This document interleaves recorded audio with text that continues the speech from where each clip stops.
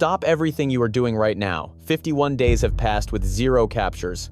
Yet tonight, a tiny flash of monochromatic ink beneath a disguised intruder's right wrist completely shattered this case wide open. After analyzing the video clip, a seasoned ink specialist boasting 3 decades of mastery delivered an observation that completely flipped the trajectory of this manhunt. I am keeping his exact statement under wraps for a moment. You desperately need to grasp what he exposed regarding the aesthetic. The hidden truth behind this precise artwork matters. Furthermore, the origins of its creation and the demographic displaying it demand your complete attention. Hearing these facts will instantly clarify why federal agents are frantically scanning this visual across every single Southwestern registry as we speak. It also explains why a Tucson local familiar with this suspect has spotted those markings 100 times without dialing authorities. Glad to have you tuning in. Stay secure, and may the divine shield your family. Please leave your blessings for Nancy below in our discussion section, and share exactly which part of the globe you inhabit today. Reply Amen to show your unwavering support for her relatives.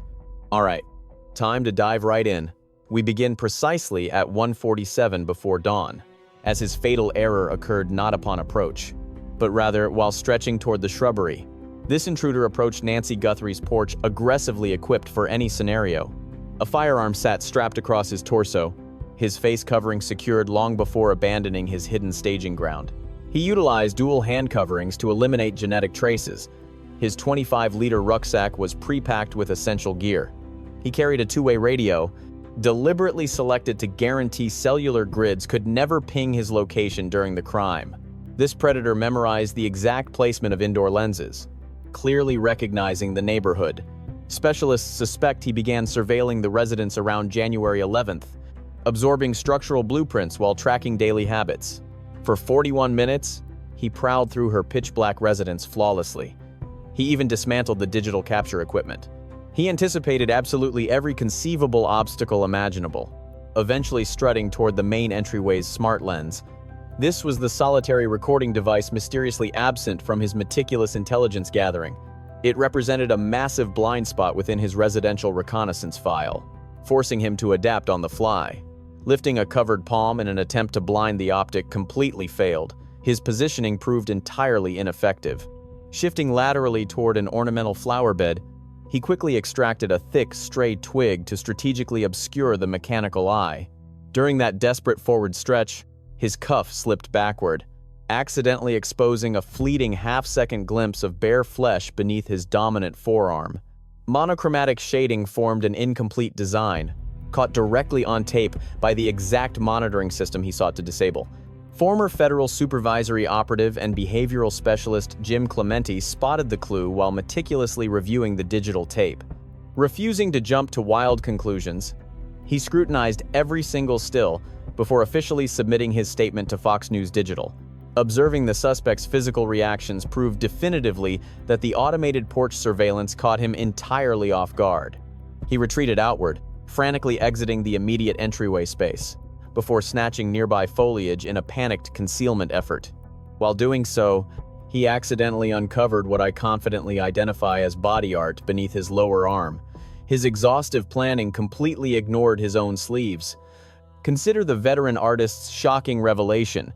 That pivotal detail drastically altered the manhunt. Darren Rosa spent 3 entire decades slinging ink at Rising Dragon tattoos in New York City, and he never analyzes skin designs lightly. He deciphers skin murals exactly like a crime lab technician categorizing smudged thumbprints. 30 years of studying visual structures inform his every single deduction. Upon viewing the grainy clips presented by Nancy Grace on Crime Stories, she inquired about his professional assessment, offering zero hesitation. He thoroughly explained, monochromatic shading remains intensely common across all southwestern territories, heavily embedded within dangerous regional syndicates, violent street crews, or massive trafficking operations. Shortly afterward, he dropped a massive bombshell that left the entire investigative fandom completely speechless. He elaborated, assuming we are looking at modifications executed inside a secure lockdown facility. Convicts simply lack access to vibrant pigments. True institutional shading is mastered inside cells, forcing confined artists to maximize whatever primitive materials they can scrape together The artists cultivate brilliant control over subtle fading and monochrome contrast, elevating it into a uniquely prestigious genre. It represents an unbelievably distinct aesthetic.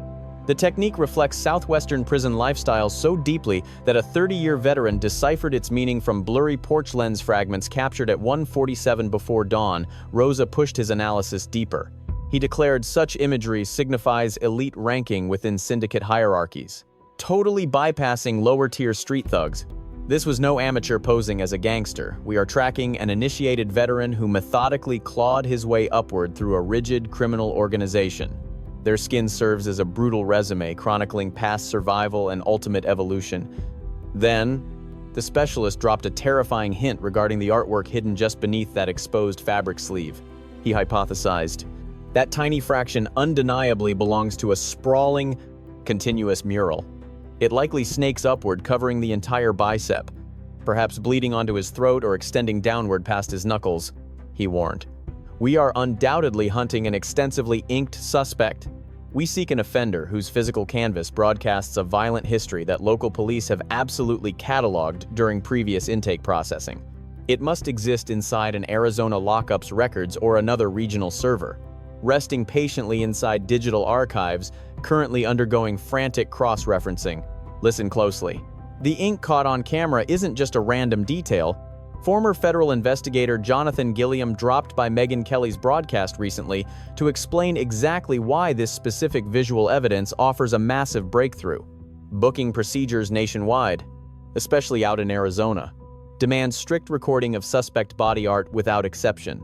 Cops photograph body art at intake. Detectives log exact placements, dimensions, artistic styles, unique motifs, noting if it sits on the left or right arm, and detailing if the piece wraps completely around the limb or just hides underneath. Everything gets uploaded to digital systems, linking straight back to past convictions, today syndicate ties, and previous run-ins with the law. Federal authorities maintain complete access to these vaults, underworld tracking files, penitentiary ink directories, and local precinct image galleries are built entirely for this precise investigative purpose. Nancy Grace hosted a fascinating breakdown regarding the suspect's wrist ink, focusing on the individual spotted lingering by that front door. Word is, this might even tie into global syndicate networks. Who really knows? Federal agents have supposedly enhanced the imagery, bringing in specialized experts to scrutinize the markings. For folks tuning in on audio, we are currently displaying a very small fraction of the intruder's limb. It is blatantly obvious the person is sporting some artwork. Furthermore, viewers can easily make out a few of the faint details. While the specifics remain somewhat blurry, the presence of ink is absolutely undeniable. Anyway, the broadcast featured an industry expert named Darren Rosa, a professional from Rising Dragon Parlor in New York City, boasting 30-plus years of experience in the business. This conversation took place mere days ago. The panel discussed exactly what these markings might ultimately reveal about the culprit. Tune into this clip. Monochromatic shading remains heavily favored among street crews. It is particularly popular within southern border syndicates and underground cartels. Experts often view this specific aesthetic as a major status symbol for individuals who have climbed the ranks within an organization. Members generally spend considerable amounts of time outdoors. Naturally, regions across the Southwest receive intense levels of daily ultraviolet rays. However, this particular shading technique holds up incredibly well against harsh environmental wear. Assuming this fragment is our only visual clue, it probably connects to a much larger sleeve, wrapping the guy's whole limb. Chances are extremely high that his hands bear ink too. He probably sports markings across his throat or perhaps beneath his eye, as that fits their usual aesthetic. Fascinating insight. Jonathan, hearing that from an industry veteran makes it incredibly easy to trust his professional assessment. Absolutely. To be fair, it might mean several different things, which highlights the main issue here. Much of this so-called evidence remains purely hypothetical. Certain television hosts definitely love sensationalizing the narrative for dramatic effect, so things might be exaggerated. Honestly, I have openly disagreed with her previously, and my perspective ultimately proved to be correct. Therefore, looking closely at this, whenever networks broadcast claims like those, The one aspect I actually appreciate about the theory is its high plausibility, especially since industry professionals completely understand that any isolated wrist ink typically extends downward toward the fingers while simultaneously traveling upward to form a comprehensive sleeve. Creating extensive body art demands serious time commitments. Consequently, anyone sporting such elaborate designs has likely spent hours in the chair. Ultimately, though, we are just theorizing without concrete facts. Nevertheless, listening to the expert's perspective provided some seriously compelling food for thought. The core dilemma remains straightforward. Should this prove authentic, investigators might be hunting a southern border syndicate member. That underlying theory has haunted the investigation since day one. The victim resided remarkably near the international boundary line. The abduction felt chillingly calculated and ruthlessly efficient. They breached the perimeter, executed the snatch, and vanished without a trace. A cross-country escape remains a highly plausible scenario. Slipping past checkpoints into foreign territory completely undetected happens constantly, and fleeing suspects rarely face any serious resistance from the authorities down there. This detail acts as just another puzzle piece, assuming those markings indeed belong to a cartel enforcer. The former agent stated it perfectly. Even that tiny, visible fragment matters. Whenever suspects enter the justice system bearing body art, booking officers will absolutely catalog every single design. A digital registry might already match that specific fragment, meaning detectives merely need to connect the dots. Someone simply has to link the files. That summarizes the current state of the manhunt. Authorities have already processed the cropped snapshot salvaged from the security camera. The algorithm is scanning, identifying the monochromatic penitentiary aesthetic typical of Southwestern crews. Instantly slash the potential suspect pool from millions into a vastly more manageable, targeted shortlist. It highlights a distinct lifestyle, a precise region, and an undeniable behavioral profile. Factoring in the remaining visual evidence rapidly tightens the net. Since this ink represents just one clue, it serves as a solitary fragment of a massive puzzle. Viewers spot unique brows peeking above the face covering, alongside a dark mustache protruding underneath. Federal agents verified his height at roughly 5'9" to 5'10" by digitally analyzing camera angles against the home's physical architecture and front porch dimensions. Watch that walk. Veteran federal investigators insist his stride is entirely unique and unforgettable. That distinctive finger jewelry shines right through heavy work gloves and official federal snapshots.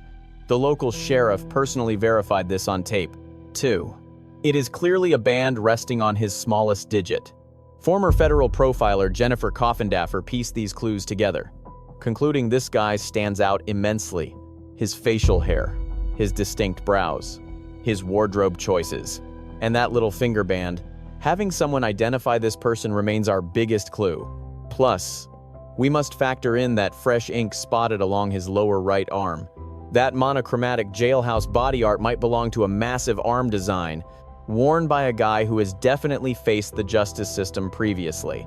This suspect undoubtedly took mugshots in the past, meaning federal authorities likely have his specific skin illustrations cataloged within their active digital records today. Expert Jim Clemente dropped a crucial observation that has anchored this entire inquiry from day one.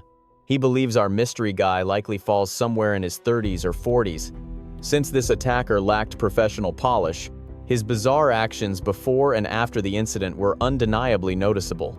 Consider his early warning signs, like that dry run on January 11th, his follow-up trip occurring on February 1st. Alongside all that meticulous scheming and staging, packing his bag and checking surveillance blind spots would have been completely obvious to attentive housemates.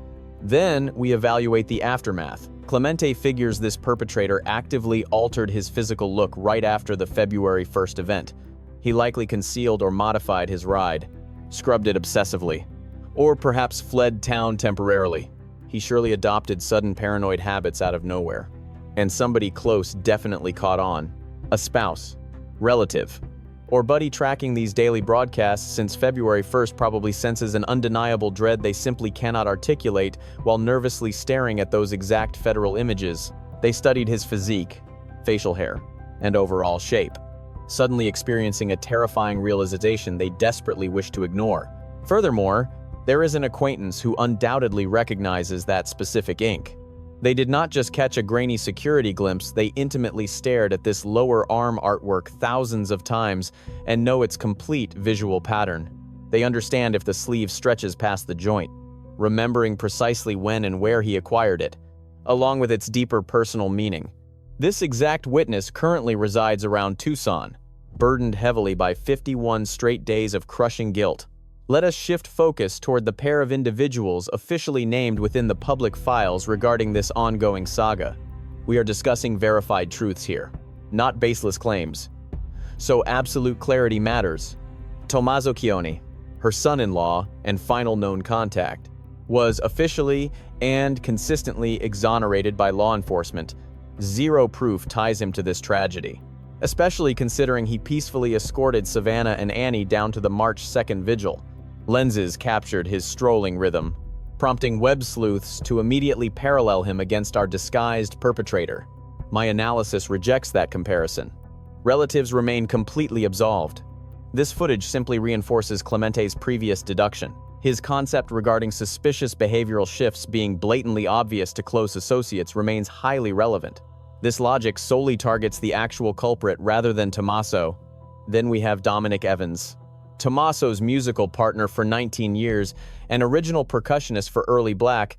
Profiler Clemente quickly pointed out that possible skin graphic, amateur digital detectives scoured old band footage, spotting what strongly resembles an identical blemish near Evans's lower arm area. Authorities have neither validated nor rejected this specific theory. Meanwhile, Evans spent roughly 40 minutes speaking alongside the local detectives. Cops never reached back out to him afterward. The department explicitly ruled out relatives and romantic partners. Evans fits neither category, leaving his official status completely open. I am absolutely not labeling Dominic Evans as a criminal here. My point simply emphasizes that existing public files present an undeniable body art correlation. They show matching visual traits alongside a 19-year deep bond with the final guy who watched Nancy breathing, all within one context. This intersection of facts is real and belongs inside an official interrogation room, rather than sparking wild internet mobs outside his personal residence. Here is the brutal reality explaining why this specific marking holds far more weight than typical evidence.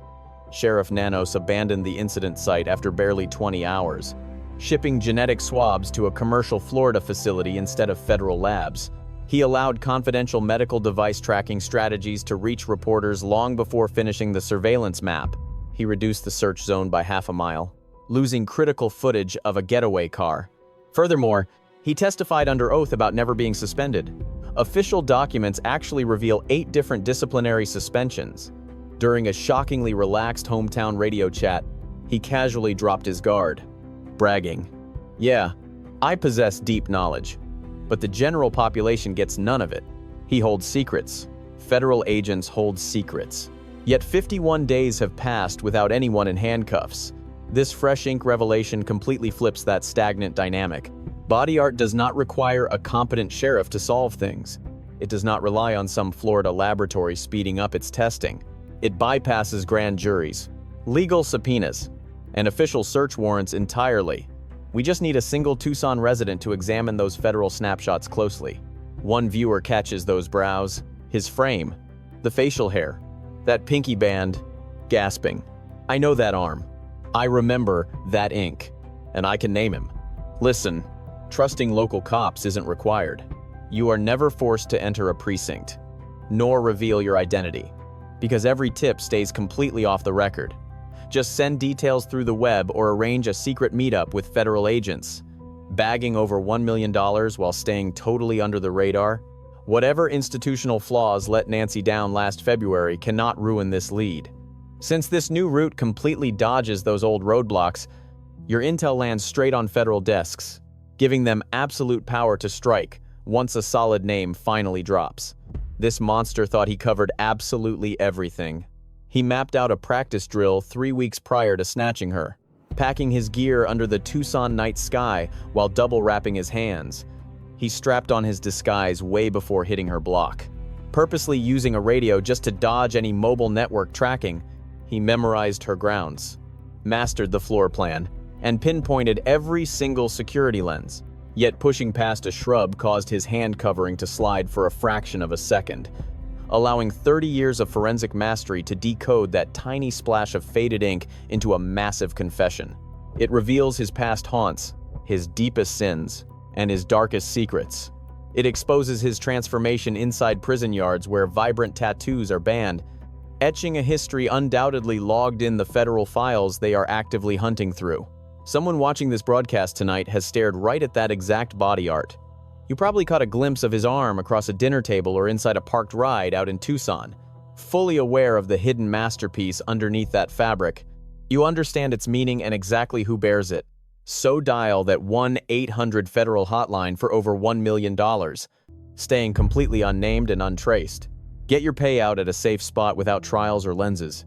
Just a quiet exchange securing true justice for Nancy. For 51 straight days, we kept the faith alive, and we refuse to quit now. So, drop an amen below. Anyone still fighting alongside her loved ones, leave your blessings and shout out your exact global location for us tonight, whether you tune in from Lagos, London, or Los Angeles. Every typed blessing comforts her grieving relatives. The almighty creator who forced that fabric to shift at 1:47 a.m. remains actively involved. So may the divine protect you and your beloved elders endlessly. After all, if this nightmare could infiltrate Nancy's private sanctuary on her familiar block, it could easily strike any of us. Which is why she demands vindication, and that Forearm Inc. might finally deliver it.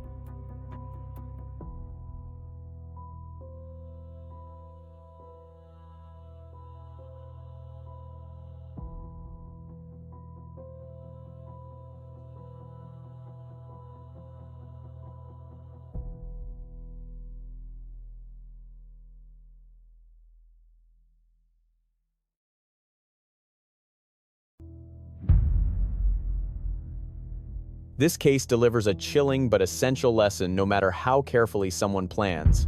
The truth often hides in the smallest, most unexpected details. A single overlooked moment, just a fraction of a second, can expose what months of silence tried to conceal. One of the most powerful takeaways is the importance of attention. In a world filled with noise, it is easy to overlook subtle signs. But real awareness means noticing what others ignore: a movement, a pattern, a detail that does not quite fit. Sometimes, justice depends not on grand discoveries, but on someone choosing to truly see. This story also reminds us that no one acts in complete isolation from the world around them. Behavior changes, habits shift, and traces, whether physical or emotional, are always left behind. The people closest to us often notice these changes first. Listening to that quiet instinct can make all the difference. Another meaningful lesson is courage. Speaking up is not always easy, especially when doubt or fear is involved. But silence can protect the wrong person, while one voice can protect many others. In the end, this case teaches us something simple yet profound. Truth is never completely hidden. It waits in the smallest details and in the courage of those willing to recognize them.